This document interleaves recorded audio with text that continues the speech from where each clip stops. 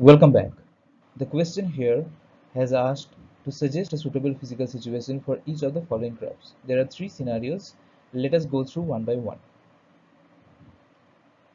So in case of the first scenario, the particle is initially at rest, then it starts moving with a constant velocity for some time, and then its velocity changes instantaneously and starts moving in the opposite direction, crosses the point where it was at rest initially, and then comes to a halt.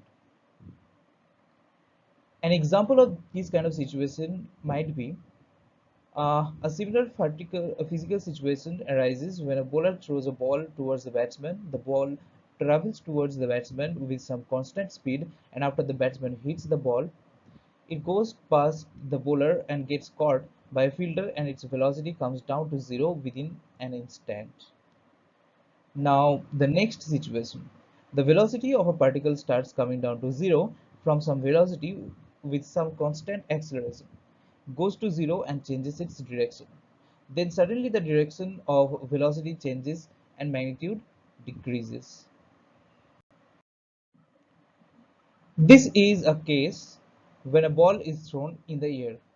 It starts moving with some velocity and gets retarded by g.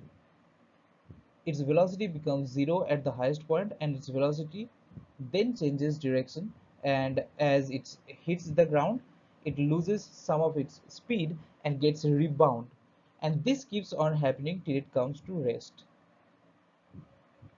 Now coming to the next situation, the acceleration of a body is zero. It increases to some value for a very small period of time and again comes to zero. This is the case when a football traveling horizontally hits a wall or gets kicked by a player. Hope it's clear. See you in the next one.